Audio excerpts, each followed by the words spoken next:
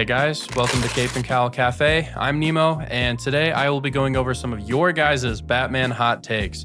If you guys enjoy the video at any point today, I'd really appreciate if you hit that like and subscribe button, but let's just hop right into this. So I guess this Batman hot takes thing is going to become, kind of a series, so consider this part 2 to the Batman hot take series. The first video did pretty good. You guys had a lot to say, and it was really hard to choose between all of the comments. I couldn't, respond to everyone's. I can't react to all of them, but I picked some of the best ones. And just a disclaimer, these are just my opinions, so if I don't like your hot take and I disagree with you, don't take it as an attack. We all have different opinions, and there's so many versions of this character that we're all bound to disagree on a few things. So, we're gonna keep it pretty civil, and if you disagree with what I say, go ahead and put it in the comments. I want to hear about it. All right, starting off with the first hot take. Imperial 5477 says, my hottest take, probably lukewarm at best, is that Jason Todd should have stayed dead. It would have made the world feel like it had actual consequences, and that fighting with Batman wasn't just beating up costumed wackos and busting petty criminals. Initially, his story was pretty interesting when he did come back, but I hate how they've made him another Bat family member / anti-hero. And I agree with this halfway. I don't like what DC has been doing with Jason Todd. I don't like him being a regular Bat family member. I think it takes away from his character and his individuality. What I think should have happened is the Under the Red Hood story should have played out like normal, but then Jason should have just disappeared after that and, never be seen again. And I think that would be way more interesting because at the end of that story, Bruce is looking at the case with Jason's costume and Alfred is like, in light of all the recent events, would you like me to remove that? No. This doesn't change anything. It doesn't change anything at all. and I think that's way more interesting because Bruce is kind of holding on to that image that he had of Jason Todd as Robin, and he doesn't want to taint that by even recognizing the existence of Red Hood. It would just completely destroy, that image of his son in his head. I think that's way more interesting, but good take.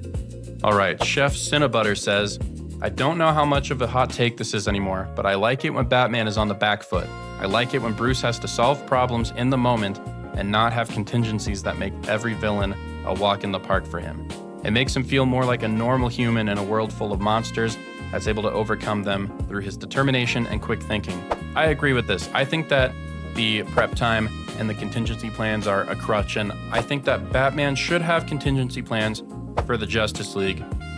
But that's about it, because his villains evolve and change so often, and they learn from each encounter with Batman too. Like, Batman's not the only smart person on the board, so every time Batman beats them, they're going to switch up their game, they're going to learn some new moves, they're going to try something else. And so I actually think it's more admirable for Batman to, think on his feet and solve problems in the moment. I feel like that shows his intelligence a lot more if he's a quick and resourceful problem solver.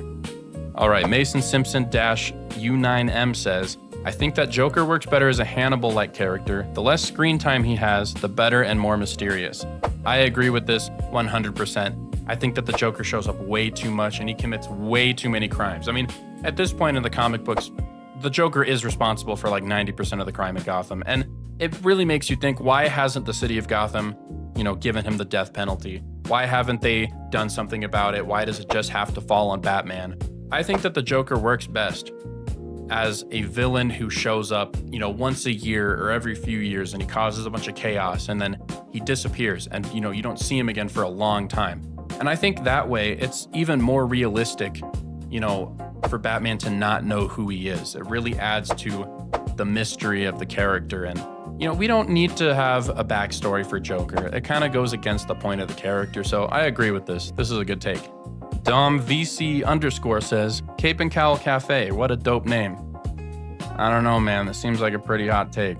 I don't know how everyone's going to feel about this one. I agree. Moving on. Cooper Francis-V4C says, for Wonderbat, the only thing turning me off to the idea is the fact that Wonder Woman is usually like a couple hundred or 1,000 years older than Bruce. I see where you're coming from, and, this relationship where it was born was the DCAU, where Bruce Timm was involved. And we all know that Bruce Timm is a freak, and he loves his age gaps. And this is better than Batman and Batgirl. It's not the same. Wonder Woman and Batman is completely fine, all right? I don't really see the problem with this kind of age gap because, like, do people say the same thing about Thor and Jane Foster? Not really. Obviously, Batman and Batgirl is very problematic. I'm watching you, motherfucker. I don't think this one is, though. But seriously, Bruce Timm is a freak. All right, Shredder_animations, he's got 2. Origins is the best in the series with the best boss fights and stories, but is lower because Bane isn't the main villain.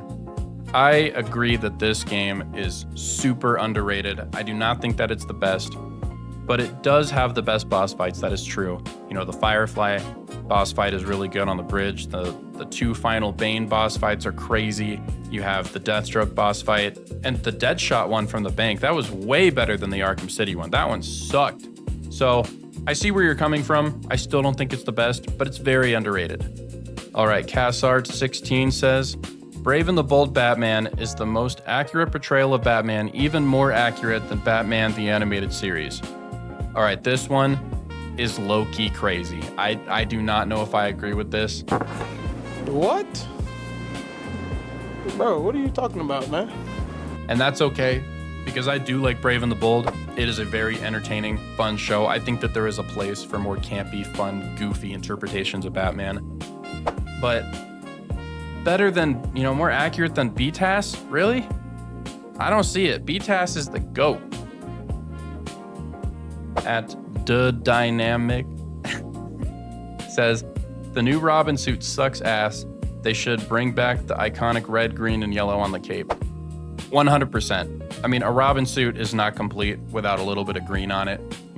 There's got to be a good balance between the red, yellow, black, and the green. And I see what they're going for. They're trying to replicate the 1 year later, fit that Tim was rocking after Superboy died. But I just prefer green on a Robin suit. I mean, I think that isn't a crazy thing to say. This isn't really that hot of a take, though. I do think that the suit looks, it's not ass, like it's pretty good. It's not the worst thing I've ever seen, but I would prefer some green on there.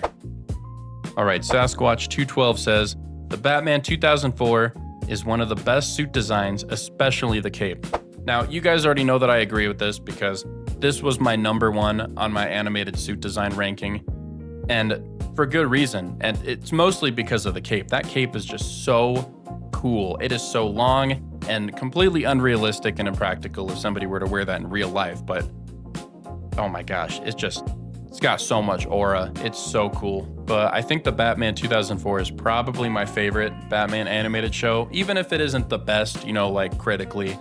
I'm actually rewatching the whole thing right now. It is a good time. I highly recommend it. All right, Nathan McNaughton4468 says, Alfred is a savage and doesn't get represented that way in the movies. He is 100% correct. I mean, if you guys have read Injustice, there's that part where, Alfred takes the drug that gives him superpowers and he beats the absolute snot out of Superman. It is such a cool scene, even though I hate the Injustice universe. I think that the concept is stupid. It's just a classic Alfred moment. And I mean, you could even mention the Earth 1 comics where Alfred shot Penguin with a shotgun and he fell out a window. Badass. Alfred is just the GOAT, and the movies don't really give him the justice that he deserves. Like Alfred is awesome. All right, Eric Davis 254 says, Batman is addicted to pain and trauma. Gotham is just his drug dealer. Now, I totally see where you are coming from on this because, Arkham Asylum is essentially just a revolving door. Batman beats up the criminals, he, captures them, they get sent into Arkham, and then a week later, they escape and they're committing all the same crimes again. But I think that that's just the nature of comic books and, these kinds of worlds, because most villains are too good to really let go of, like nobody wants to see their favorite villain die and never show up again. That's no fun. But I only really see this argument with Batman because I don't know why everyone puts so much pressure on Batman killing his rogues gallery, but they don't do it with like all the other heroes. Like nobody tells Spider-Man that he should kill all of his villains. Like that's just not something that we really, hear from the Spider-Man community. No one's saying, oh, Spider-Man should just kill people. It doesn't make sense. And I think we would all be sad if all of these villains never showed up again. So, all right, Call Me Jacob3234 had a lot of hot takes, and I did want to cover most of them. So let's see. Christopher Nolan destroyed Batman movies by making them realistic. I think I agree with this for the most part. I think that there should always be a fantastical element. like almost like a supernatural element to Batman stories, and the Christopher Nolan movies just don't have it. You know, you can't really, envision Christian Bale's Batman fighting Clayface or Mr. Freeze. It doesn't really fit the vibe. And I mean, you guys all know that I'm not a huge fan of Christian Bale's Batman, but I see where you're going with this. Zack Snyder should have never been involved with Batman, Superman, or any big-name DC hero because he's too much of an edgelord to properly understand them. Yes, I 100% agree with this. I think Zack Snyder is an excellent director, but he is not the right director for any superheroes. He just doesn't understand them, and he is an edgelord, Like I said in my last video, he acts like an edgy teenager who just discovered live execution videos on Instagram. He just wants to throw killing in his movies just because he thinks it's cool, and against the grain, I guess. I don't know what's going on in that guy's head, but he doesn't understand these characters. And while I think that comic book movies can change things if it's in service of the character and it's interesting and it works, you should keep the core fundamentals of the character there because, the movies should be a reflection of what the mainline comic books are, because these movies have such a sway and influence on the general audience. And, not everyone knows everything that we know about Batman. And if they see a movie where Batman's killing people, what are they going to think? They're going to think that Batman just goes around killing people. So I think that movies should stick to the core fundamentals of what makes these characters who they are. So for Superman, it's being full of hope and, just being an overall good guy, Boy Scout. And for Batman, it's not killing people. I don't know why it's so hard to just not make Batman kill people, Like, they don't have the same problem with other superheroes. Nobody's telling Spider-Man to kill his villains. Why is it just Batman? Just go read The Punisher, you dumb loser edgelord. You're not cool, okay? Just get out of here. Not you. Call me Jacob. You're doing pretty good. You're doing great. Batman the Animated Series and the Arkham games are better than all the live-action movies. I do agree with the BTAS one, because BTAS is like the definitive, perfect image of Batman that everything else should aspire to be like. But the Arkham games, while they are good, I see them more as, kind of crazy Elseworld stories. They're not really, they're not really that good, Like Origins and City are pretty good, and Asylum is good. It feels like a classic episode of BTAS, but man, Arkham Knight's story sucks. If I saw that in a movie, I would be so disappointed, But BTAS definitely way better than all the movies. Oh, I totally forgot that he said this. Yeah, I agree with you. Arkham Knight was the weakest story in the entire Arkham series. Yeah, it was just super disappointing. And, Jason was heavily undercooked in that game. They didn't really do as much with his character as they should have. They gave us like 2 flashbacks and they're like, here you go, it's Jason Todd, it's Red Hood. No, it's not gonna cut it. Batman v Superman is a boring concept that destroys one of the most iconic friendships in history. Yeah. Batman v Superman should not have been titled Batman v Superman, because in any ideal world's finest story where Batman and Superman meet for the first time, they should fight for like 5 minutes, max. And then they become friends, and it's supposed to be wholesome, and we love it. But did we get that?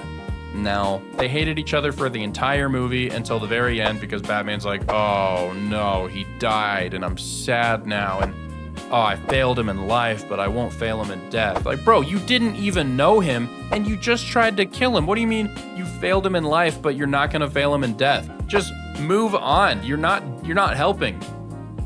Gosh, that movie is so bad. It is poop.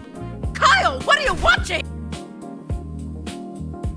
Ah, it's Batman v Superman! Quick, Gerald, do something!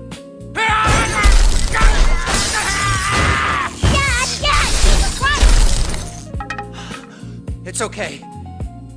All right, not liked 42210 says, Mr. Freeze should be a one-and-done villain like how Bane should be. I don't know about Bane. I like when Bane, is a kind of a recurring character. He comes back every now and again. He's kind of like the hired mercenary that, like Penguin wants some backup. He hires Bane. But Mr. Freeze, I agree. And he's kind of stuck in the same pool as the Lizard from Spider-Man, where they're just stuck in this infinite time loop where they're repeating the same story over and over again. But I have a solution. Just have somebody kill Nora. It's that simple, You kill his main motivation, and then, he gets a new motivation, which is revenge. He's not trying to save his wife. He's trying to hunt down the guy or find the guy who killed his wife. He might not even know who did it. And that would be a really interesting story, and it would give him a lot more to do than just, oh, I'm committing crimes so I can fund my research and save my wife. Because, come on, you know, like that origin story from BTAS was absolutely revolutionary, but I think it's time for some new material. I don't know if Nora has died in the comics before.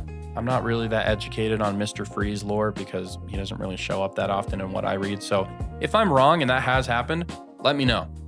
All right, Sasquatch 212 is back, and he says, don't know if it's controversial, but blue and gray is way better than black and gray. Also, trunks are a must. I agree that trunks are a must. It's just classic. It looks good. I don't know. I feel like there's always something missing, especially with the New 52 and the Rebirth suits when they don't have the trunks. It just looks plain, and I am also a sucker for the blue and gray. I don't like the 70s light blue and gray, but I love me some dark blue on a Batman costume. It always looks so good. All right, Sigma King-H6S says, Christian Bale Batman supporters are worse than Snyder Bros. This is a crazy take. This is a hot take. I do not agree with this, I'm sorry. While I do feel slightly annoyed when people defend Christian Bale so aggressively, just because I don't see it the same way, and that's okay. They are not worse than Snyder Bros. The Snyder Bros are on another level. I mean, come on. James Gunn created the Snyder monkey bots in his movie just to make fun of him. You know, that's not something you see with Christopher Nolan fans, okay? I feel like they're pretty tame compared to the Snyder Bros. No, they're not worse than Snyder Bros. All right, this one isn't really somebody's hot take. I just took this from my comment section, but I wanted to mention it because it just bothers me so much. His name is Ra's al Ghul, not Ra's al Ghul. That was popularized by the Christopher Nolan film. It's not the pronunciation, okay? And don't make me whip out the Batman Beyond clip, all right? Don't make me do it. I don't want to do it, but I will. I'm gonna do it. Father's name was pronounced Ra's, not Raz. A common mistake. It's pronounced Ra's. It's Ra's al Ghul. The end. Thank you. All right, guys, that's going to be about it for today's video. If you guys enjoyed it all, I'd really appreciate it if you hit that like and subscribe button and drop your Batman hot takes in the comments below. I'm still going to keep going with the series, so there will be a part 3. And if I like, your hot takes, I'll put them in the video. But yeah, I love interacting with you guys. I love reading all the comments. But yeah, I just want to thank everyone for engaging with the videos and, watching all the stuff that I put out. And it seems like you guys are enjoying it. And while, not everyone likes it, that's okay. I love what I do, and I love that I get to share it with you guys. But yeah, until next time, I'll see you guys later.